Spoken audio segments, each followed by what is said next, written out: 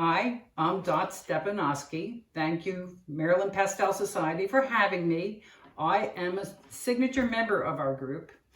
I've been painting for about 50 years. And for the first 30, I was a watercolorist.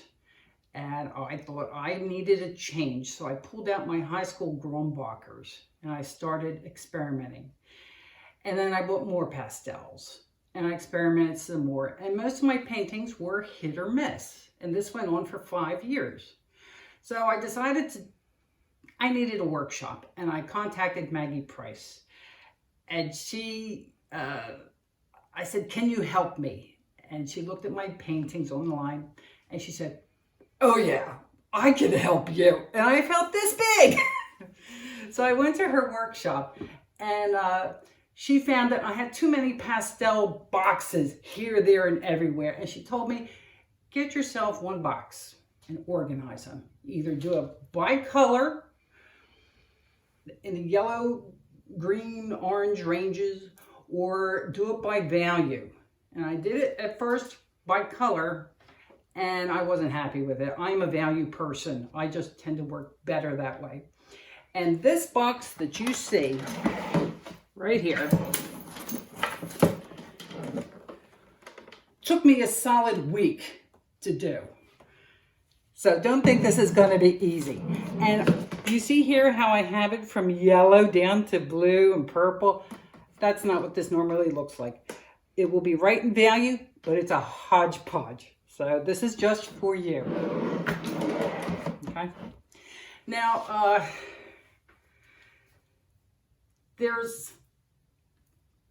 I didn't understand value very well.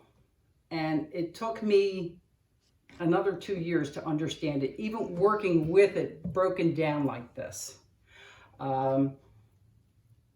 So when you do this, you're going to have to be disciplined. And I had to learn to be disciplined. Now the big question is, why should you do value? Well, it gives you dimension, weight, structural harmony. It contributes to the emotional response you get in your painting. It creates mood. Now, painting can be high key or low key or a balanced painting in value. Now, here are some examples of what I mean by a high key painting. Now, this is called Colors of Light. It's a high key painting. High key tends to be upbeat, and it indicates moods that are happy and just lighter in mood. Another high key painting is Shortcut. You can feel the heat of the summer. It's just a pleasure you want to go out there and experience this place. Now, a low-key painting can be mysterious or somber. And this is Turnstile, and it really, I feel, is mysterious. You don't know what's down here. You have so much shadow and the mysterious path going back there. Another low-key painting is Morning Stretch, and it creates a tension, a real tension in here. So think about that when you're painting. What is it you want to convey? So this is all part of your planning. Composition's important, and color is important, but your values really set the mood. Now, this painting shows a balance of the values. The values are kind of closer together. This is the glade. And when you have a balanced painting in value, it promotes calm and peace. Early Glow, one of my favorite paintings. It has, again, good control. There is a big difference with the light and dark, but they're not extreme. You don't see extreme darks in those shadows. They're very filled with light. Okay? So when you understand and master value, the hard part of your painting's done, really. Now I'm going to be mentioning brands of pastels and boxes, and these are strictly my personal opinion. Okay, I'm not paid or receive endorsements or compensated for any of my opinions. Now, most of us purchase pastel sets, and I said, oh, it doesn't have everything I need. I must go buy another one, maybe a different brand. So we have these huge collections, and we know something's missing. We just don't know what it is. So if you organize your pastels by color or value, one or the other, you'll find those gaps, and you'll be able to buy with more thought. So before you start sorting your pastels, you have to have some place to put them, and that's boxes. Now, you have to decide, am I going to strictly keep these in the studio, or am I going to travel with them? Now, studio is easy. You can use any number of boxes you get from eBay or the post office, or old frame boxes that you can put dividers in. You can also use silverware organizers for like big utensils, because they are strictly divided into 3 segments, and just put some foam under there. You can use a frame and put masonite in there instead of glass, and put dividers, and that works too. You know, you have a nice big space and they're all in one spot. So use your imagination. The only thing that's required is that they have the compartments for each value or the color, okay? Now, if you have to carry your pastels, that's a little trickier. Some brands will sell you a collection with a wooden box. Yay! That was a Winsor Newton box. And I modified it. I put in the segments to divide my values, and I also put a handle on the box, locks I could securely lock, and I put corner protectors because the, let's face it, dovetail is not going to last forever. So I reinforced those corners. And I've had this for about 15 years now, and I love it. It's heavy. Now, another box is the Heilman. And this is not my box. I borrowed this box. And you can see it's got the 6 compartments, and it's got some a great piano hinge, which means it's not going to just fall apart. This is a really sturdy hinge. It has a mount on here for a tripod. It's got a lock. I would still put a key lock on it. I can't tell. Is that a key lock? No, I would still put a key lock on it because they do come undone. It's a really, really good box. It's heavily engineered, and you could pass this down to your grandkids. It's pricey, but you're paying for engineering and a really strong box. Now here is a Jackson Art box. It's good. I put actual locks on mine because, again, I don't want any accidents to happen. But the foam in this, the box doesn't accommodate all different pastels. If you have a really thick pastel, you could crush it. We don't want that because they're $6 a piece. But it's not a bad box, okay? Now, there's another alternative. If you're just starting out, you can always make a box. This is a box I made. I got it from some electronics store. I don't even know what it had in it. Shoelace. There's a, on our website, the Maryland Pastel Society website, we have under tips for beginners, the instructions how to make a pastel box out of cardboard box. Okay. You can make your own trays. All right. Padding. Now this one I made as a sample isn't as thick. You should make it like 3 inches, the whole box 3 inches. This measures only about 1 inch, so the padding is 2 different levels. This is like a 1/4 inch, and this one's a 1/2 inch to accommodate pastels. but that's what you, oh, and here are your handles. It's a shoelace. This is pretty cheap to make, and if you're just starting out, it makes a difference.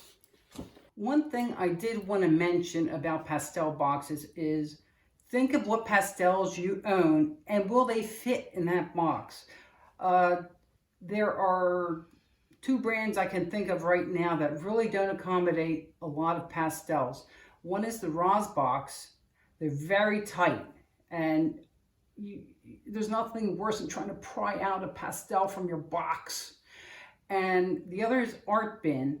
That's also another tight box. So see what you have. I mean, it might be good for your Cretacolor pastels or your new pastels, but if you're trying to put a Ludwig in there, give it a nice kiss goodbye. Okay, it's just not going to work. All right, so I want to talk about pastel manufacturers, and I think they do us a disservice. Pastel is a dry medium. You cannot dilute it to get a value or enhance it with some medium. What you have is what you have. And the pastel manufacturers, they make all these great colors, and some of them do have a value range, but they're not in tune to the value scale that's universally accepted by all artists. That goes from 1 to 10, white to black. So when you go to replace a pastel, or you want to fill in a gap you have in your pastel box, you're at a loss. You cannot tell from a website what the value is on a pastel. And I think they're doing us a disservice. They should just, they have limited numbers of pastels. It's not a hard thing to do. We should be able to look up a value 3 in a blue violet or a purple. And some of them do have a value range, but they're not in the same key as the grayscale. So if you go to Ludwig, you're going to have certain lights. You go to Sennelier, they're going to have other lights that aren't quite the same value. So I'll sort them out if you want to give them to me, okay? Just let's try to be more organized, guys. Now let's see. And why do we need more pastels? Well, not every maker gives us what we need. Sometimes you need a harder pastel or a softer pastel. Sometimes you need a really deep dark color, and sometimes you do need that light. So you have to go in between all these different makers to fill your need. Now, if you're concerned about keeping track of color, before you start sorting your box according to value or color, you can make a color chart, because you know what brand it is, you know what their color is. Okay, put a swatch of the color and keep it in a notebook. Okay, and after you've done that, we're going to break our pastels in half. For those that you can break in half, I would never break in half a Sennelier or a Schminke. They're way too soft and you will just have crumbs. So you don't want to do those. I keep the wrappers on those and keep them in a separate place. They're just too fragile. And you're going to want to keep those spares in another box. And if you're smart or ambitious, you could keep them in the same order as you're going to sort out these pastels. I have done that, and when I run out of a color, it's easy to find that. Let's see, and don't forget, you have to take off the labels. Now I want to show you the grayscale that I designed. It's no big whoop, but it has the labels of what these values represent. And that's something we get away from. We tend to think of values as just gray things and can't relate them to color. But they have meaning. I have labeled mine white is number 1. I think most people do it as 10 is number 1, but I'm an optimist and I have a problem with 10 being 1. To me, it's the top. If you don't like it, you can change the numbering on this. But I have number 1 is white. Number 2 is a highlight. So think of this, when you're doing your paintings, you don't want to go so light that you have nowhere that you can go. So you should avoid the white and the highlight. Work with your middle values. Your middle values are like middle light, dark light, middle halftone, dark halftone, light shadow, middle shadow. If you can think in those terms, your paintings will be a little richer. You understand more what's going on in a landscape or in a portrait. Even abstract, it applies. It does. Because when you're doing a still life, if you have a reflected light, you're not going to put it as a highlight. If it's in the shadow and it's reflecting up in that shadow, it might actually be more of a middle dark. Pay attention to your objects, your subject matter, okay? So if you have trouble connecting the values, just remember the name of the value, okay? And check each pastel, because they're liars. They will look darker than they are, or they will look lighter than they are. So always check them. Now you're going to take a sheet of paper. We're going to get ready to sort out our pastels. Okay, you've taken off the labels, you've done your color chart. I've got them, I've never looked at them. So just take a sketch paper, put 10 lines on this, and you're going to label them 1 through 10.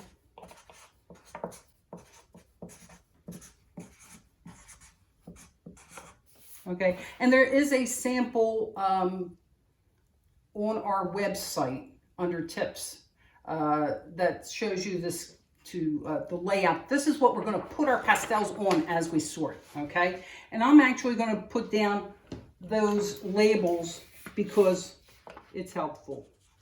Okay. So that's what mine is going to look like. This is what I'm going to test my Sennelier box with, okay? I have one here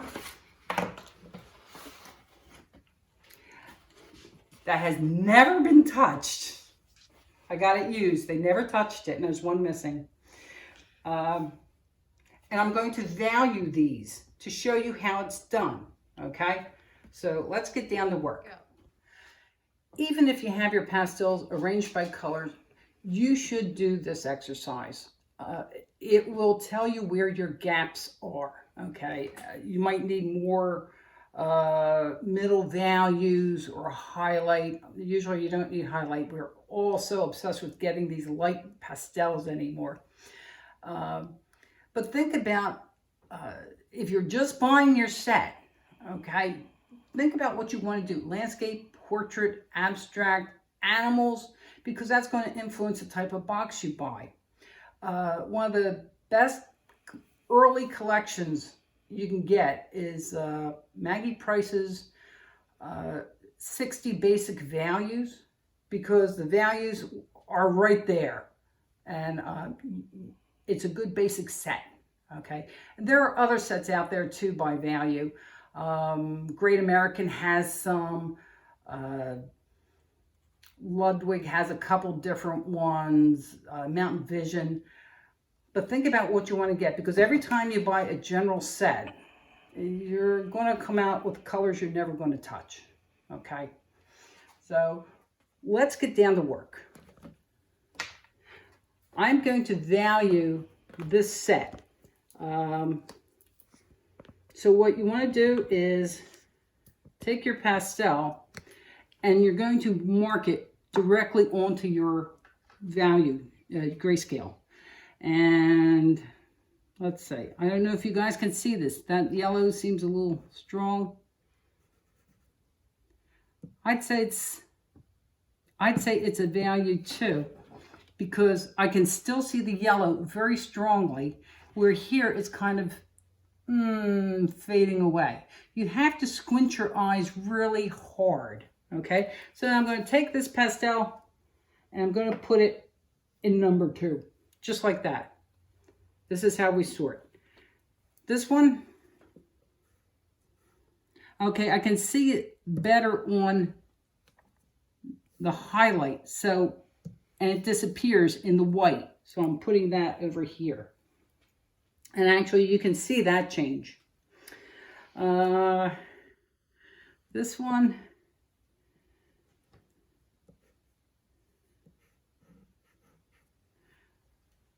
this looks like it's a 1. This is one of those funky colors that looks darker than it is. You see, you can see that color jump out on that highlight, on that gray. So I'm going to put this as a 1. Go figure. Okay. This one's definitely in the highlight. That's 2. Now we're getting... Now, when you're valuing warm colors like this, we have a... what you can do is take a photo of it. If you're having a problem squinting and seeing it because the color saturation is so strong, take a photo of it with your cell phone and turn it into grayscale. It's in your editing program. And as you see by this sample, I took a warm color and I managed to find one for each value, which was really hard. Okay, and I put it directly onto my grayscale. I took a photograph with my cell phone, and that's how close, I mean, that's how you know your values are good, okay? And you could do that with your whole box if you wanted to, okay? Because it does take a lot of practice to do this. Okay, let's see, we're doing this one. If you're not sure, go between the values right here on that line and see where it disappears more, okay? This looks like it's a 4, okay? And sometimes you have to go back and adjust them. Okay, see here, this is a hot color going across dark values. You wouldn't think this was a 7, but it is, okay? Because 8, it's jumping up, okay? So we're going to put this on also. Sometimes you've just got to take a guess. When you print out your grayscale, I recommend you do it on, if your printer is really good with plain paper, you can do it on plain paper, but it has to accurately reflect the changes of value. Otherwise, I suggest you do it on photo paper that is matte. Because shiny paper, your pastels will just fly off, and that won't be very helpful. Actually, it's green. Huh. But that's our darkest dark right there so far. I mean, one shortcut you could do is try to do all your light colors first and your real dark colors, because the middle value is really where you'll spend your most time trying to figure out what the heck it is.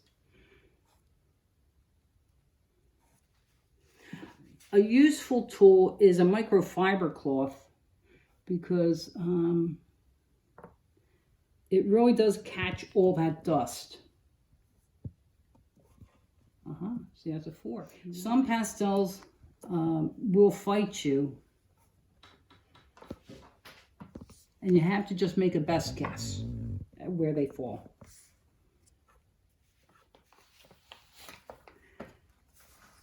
So you can start to see where this is leaning towards, and these colors may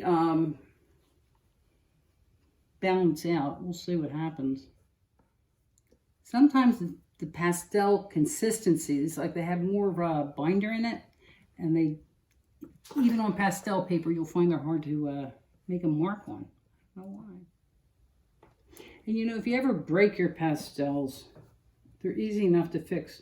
You just grind them into a pulp, into a powder, and use distilled water very, very slowly. I had a few of these pastels break on me, and this is one of them.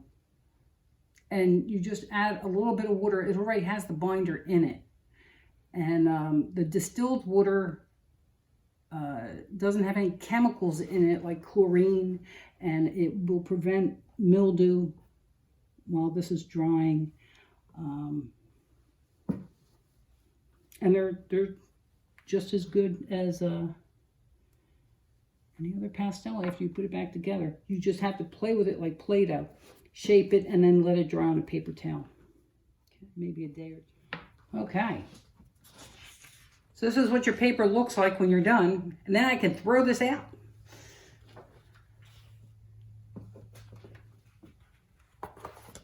Now, what I want to do is put these in the box I made. Got my dividers. Now this box is certainly bigger than what I need it to be, but this is for demonstration. I would assess, what is it I have? I only have 3 lights, and they're all, that's a white, actually a white, and then yellow in my number 1 value. I would say I need maybe a blue or an orange. The yellow is just too much. In the second row, this is your highlight. Again, I only have 1 light blue and the rest are yellows. I mean, come on. We're past putting yellows as lights, you know? So you would need to fill in a little more here. Here, let's see, we have greens. Here's another orange. It predominantly is green. Okay, so you're lacking in your blues.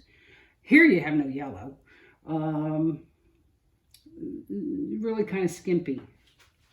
Okay, here, a little more variety. Yeah, you have no pinks in here. Okay. Here,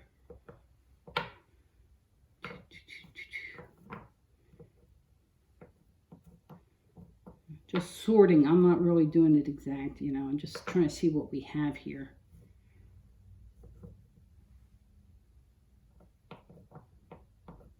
But this is what you do after you finish. You know, assess what is it you have? What do you need? And one thing I would really say, this seems to be lacking in some violets, because they're so useful in portraits, in landscape. They're those quiet places. Yeah. Orange. And brown is orange. So, you know, I just have trouble recognizing that. Let me see. See, here we're missing greens. Really, this is a blue green. And this is a yellowy green, but it's not much variety. So you can see the general box is it's nice. I mean, there's 80 pastels in here, but you can still feel that there is stuff that's missing. Okay, so when I put the pastels in this box, I'm going to label each divider. And with my box, you could have 10 dividers, but that's crazy trying to keep track of that. I will group the pastels with the least number of pastels. Like I would do group 1 and 2 into my box here. Okay. And 3 and 4 into one place. Right next to it. And I'm not putting foam between these pastels. It's better if you can see them next to each other. Normally when I work, I keep a microfiber cloth in one hand and wipe them clean, because the foam should keep them from jumping around too much. Now, here, let me see. These two could be combined into one column. Now, 1, 2, 3, 4, 5. 1, 2, 3, 4. So I probably combine these two. Okay. Into that value. Because they really are close. Anything that dark or anything that light. Let's see.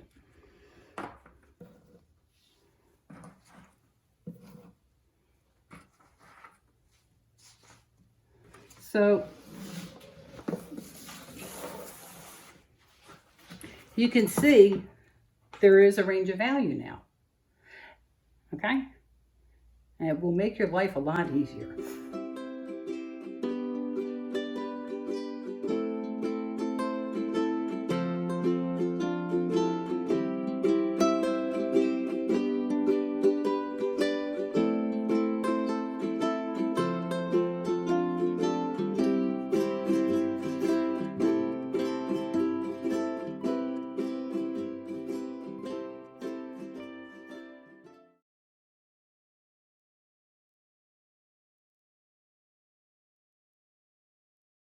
Okay, so we've gone through the trouble to organize our pastels by value.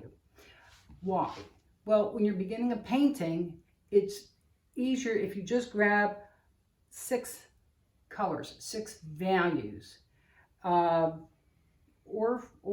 5, and establish your main value changes there. If you get that done early, your painting will come together much quicker.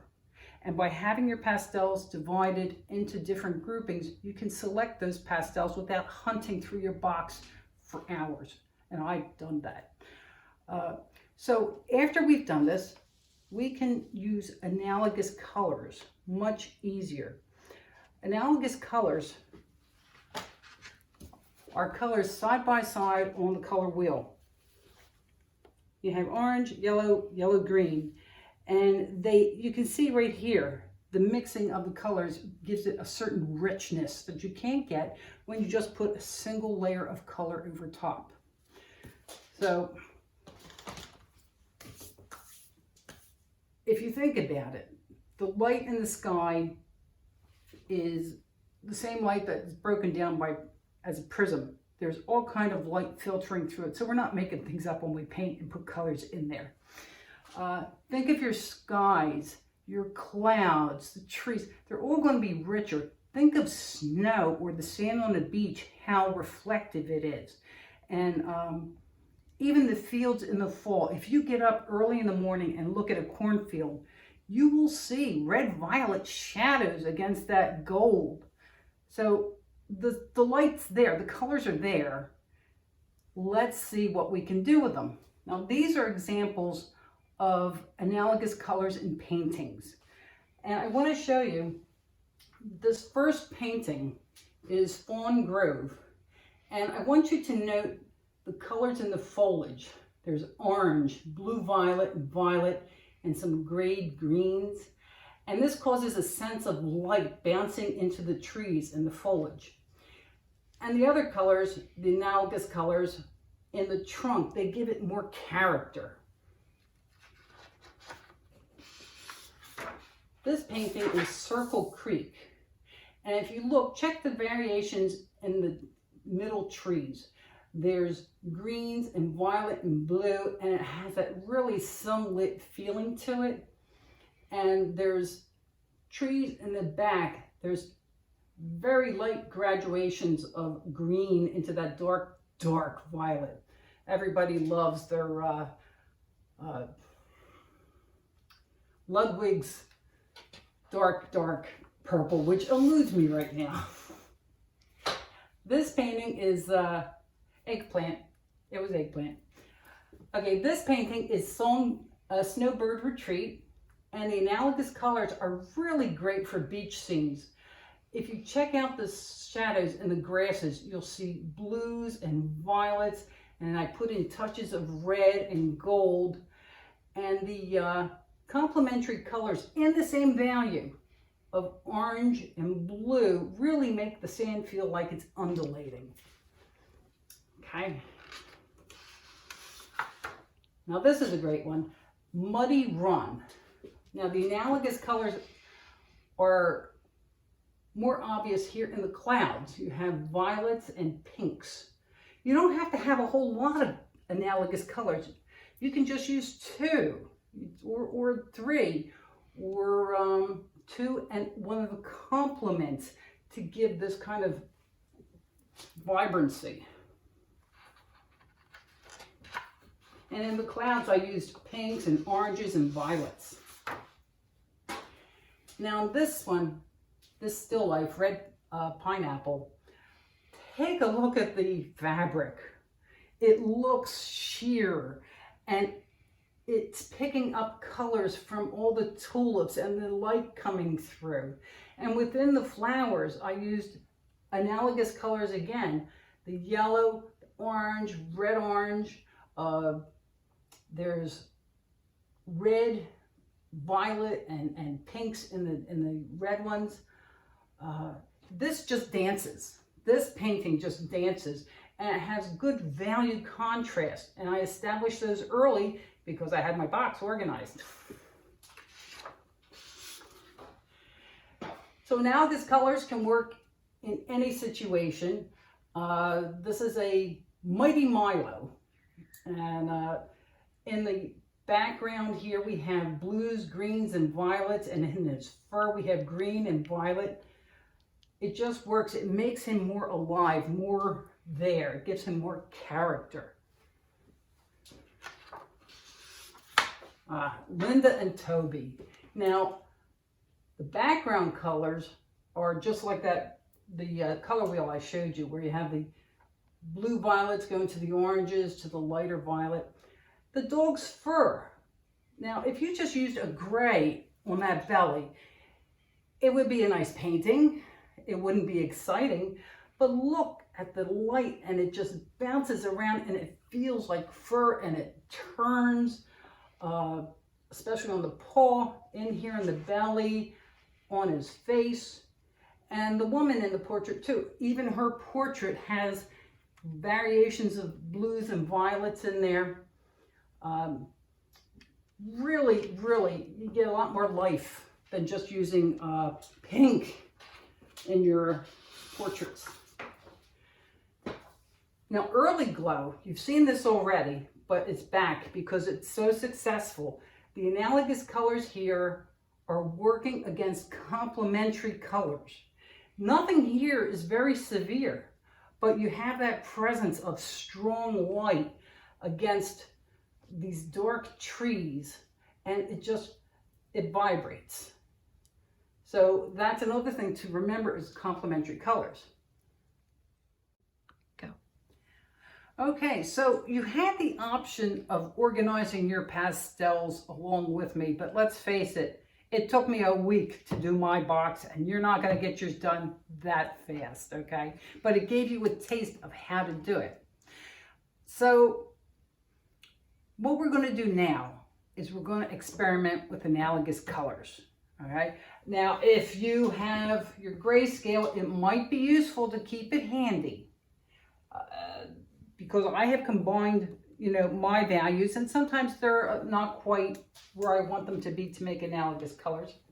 I'm going to keep this analogous color wheel up to remind us.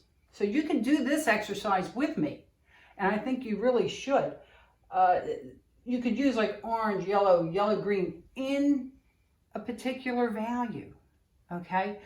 Do a light mixing, do a medium mixing, do a dark mixing. You use two colors to start with, okay? I will use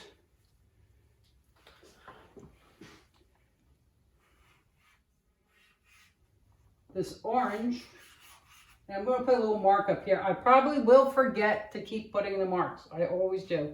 And I'm going to use a yellow that's in the same value and see what happens when I layer over it. It alters the color a little bit. All right. Now, I could do this again.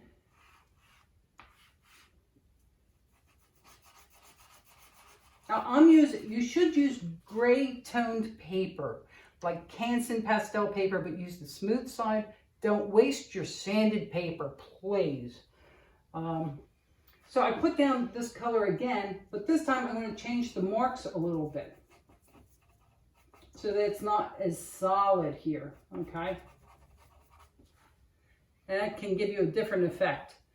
All right, I'm going to do it again.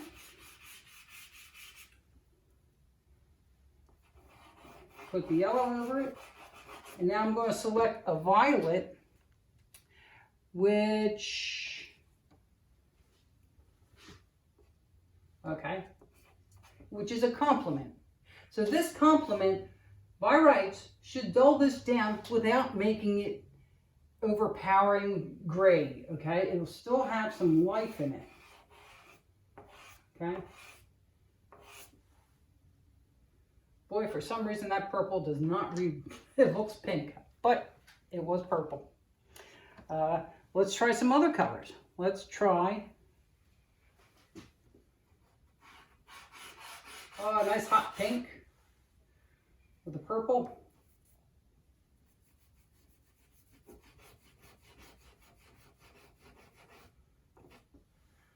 I like that. Okay, let's turn it around. Put the pink down first. Or did I do that? I get so confused.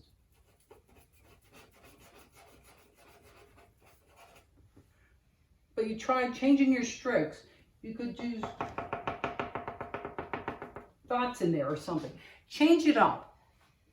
Because when you're doing a painting, you're not just going to be doing layering like that. You use different strokes. Let's see what this does.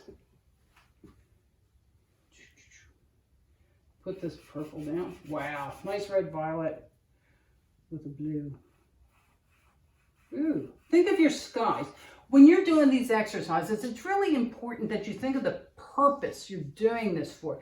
Think of your skies, your trees, snow, sand. What effect do I want to have on this? Now, I've only been using 2. You can experiment more. Use, I wonder what happens if I put some coral. Let's throw some coral on there.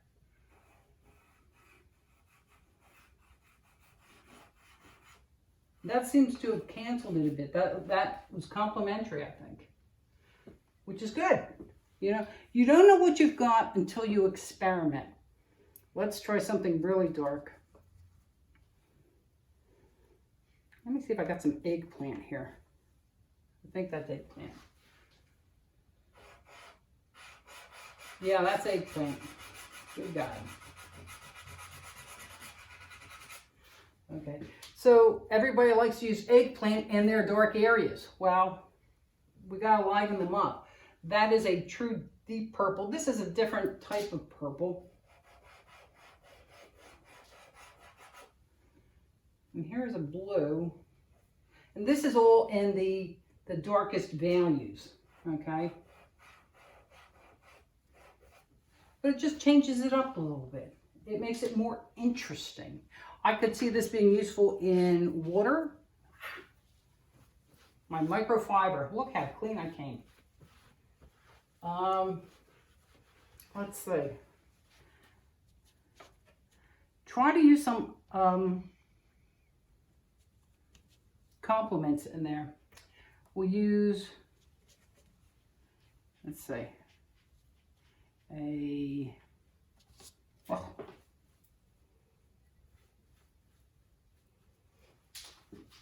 try sort of like a yellow ochre. And see, that made this coral more orange, okay? So I'm using a bit of a purple because it's a cross between the blue and the, a cross between the yellow and the red orange.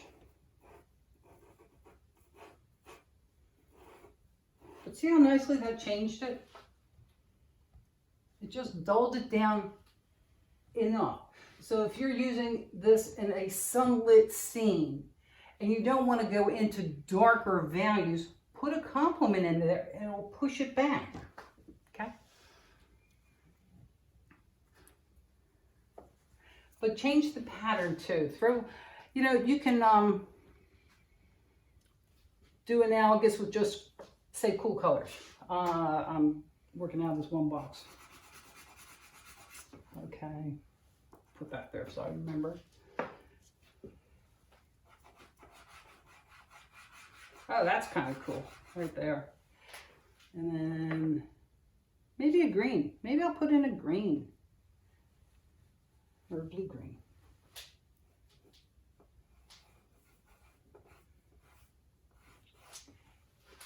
Okay. You can get some really rich looking colors. I don't know if the camera's going to pick it up that well, but these are really kind of bouncy. Okay. So I want you to do more of these. Try this with as many color combinations as you can do it. Okay. And something else I'd like you to try is get some of these pastels you've never touched, because the colors are like horrendous. And you can tell because you've never touched it. They're the perfect shape. I have a, where is it? I lost it. There was a green in here. Oh, sort of an acid green.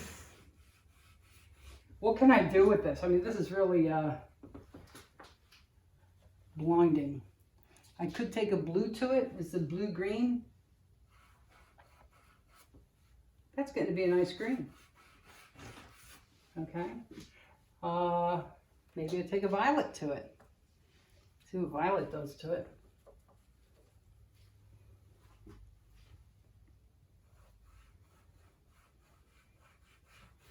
Boy, that neutralized it really nice. And you can see how bright that purple was. Again, and the moment you put on that green, it really made nice gray. You should try to practice making your own grays. They'll sell you a box of grays, but you can do it yourself. And then, what happens if we put an orange over this? This is green and orange are very useful together. So you can see, you can do a lot of different things with that terrible green that I never touched. Okay, so the next thing we're going to do is work on greens, mixing greens. Now, just because I'm stopping doesn't mean you should stop doing this. Okay, you could use all kinds of color mixes, and you really owe it to yourself to explore your colors and your values. Now we are going to work on some greens. Everybody wants to buy green because we're all landscapers and we never have the right green. I've got, I think 100 greens in my box here and I still don't have enough. So what we should do is take what we have, see what happens. What if I mix? And you can mix anything you want as long as it's in the same value, okay? So I've already drawn my boxes. There's no point in you watching me draw boxes. And I'm just going to start with this yellow-green. I'm going to try to remember to put these color marks up. Okay. Kind of a, looks more yellow than anything else. But what if we put an orange over this green? What's it going to do?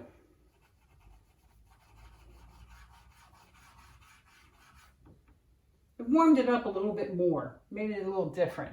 So what if I put, see, I keep saying, what if? What if I put a blue over it?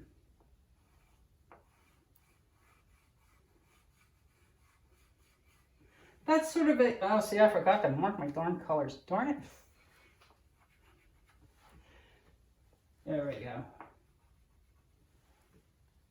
Look at the color combinations you got here, okay? That certainly isn't the green that we started out with. Let's try some more. Really try to pull out some of these acid greens that you get. Oh, let's try this one. That's acid. Here, make a mark.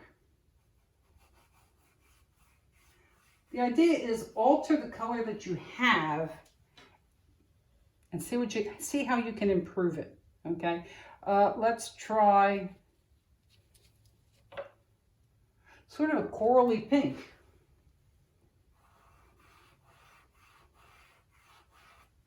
That toned it down a bit. Let's see what happens if we use a violet. Violet is the friend of green. Ah, darn it. What color was that? Orange? Oh well, we're lost. Put the violet down here.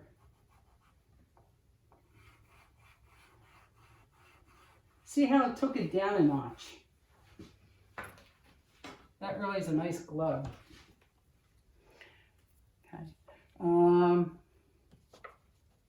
Say you have a, this is a blue-green. Ew.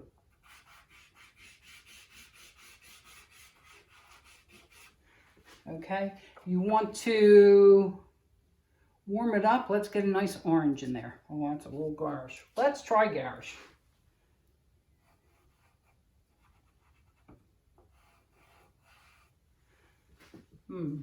There must be a lot of blue in that blue-green because it really dulled it down. Okay. So we did the orange and we'll try a violet. A real violet. Okay.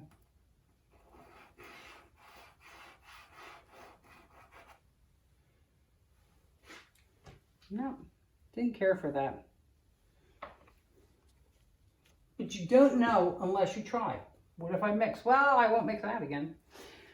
Let's see. Let's try. Oh, this is a nice green. Sort of a green for a sunny day. Let's see what happens if we add a nice violet to that.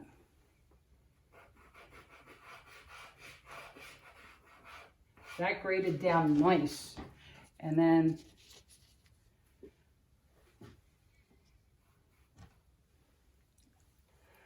oh well.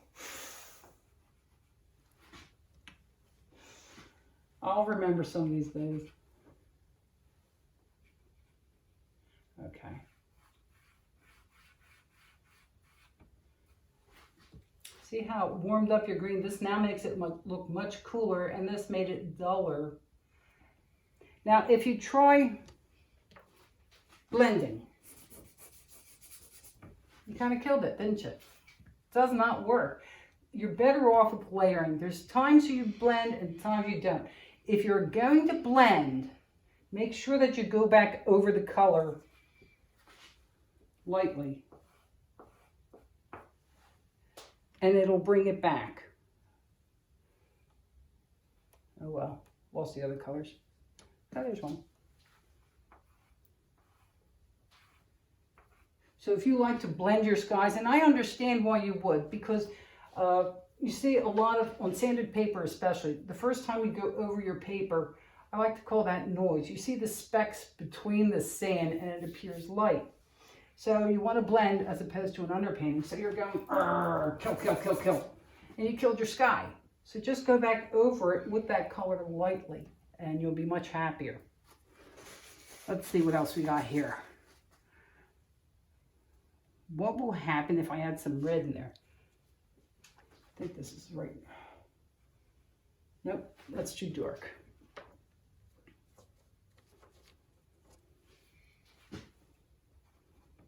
That's better.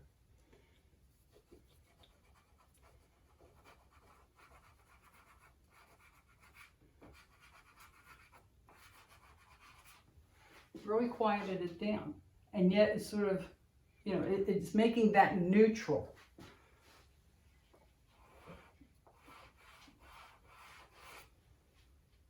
And maybe you need that neutral in a lit area. So something to keep, again, this is all in the same value.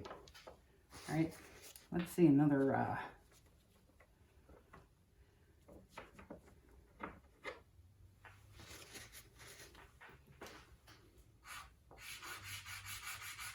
and here's a yellowy, olivey green, okay?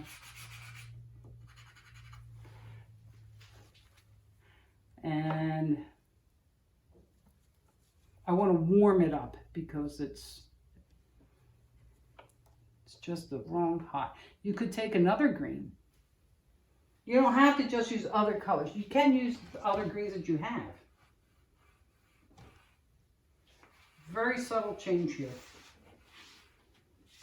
Okay. Let's try this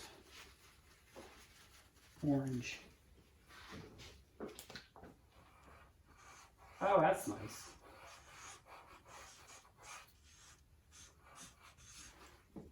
This would be good, again, in these sunlit areas, maybe a little further away. Or think of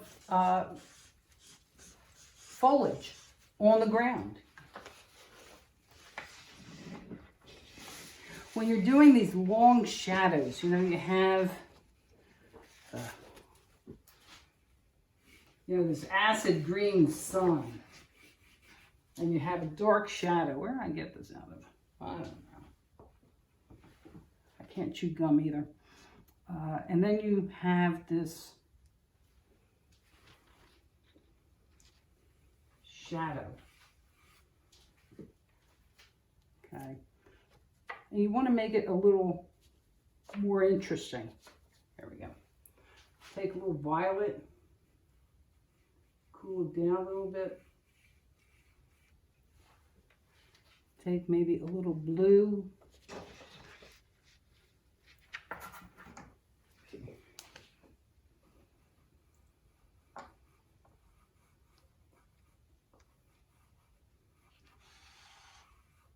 It just alters your shadow a little bit. Soften it.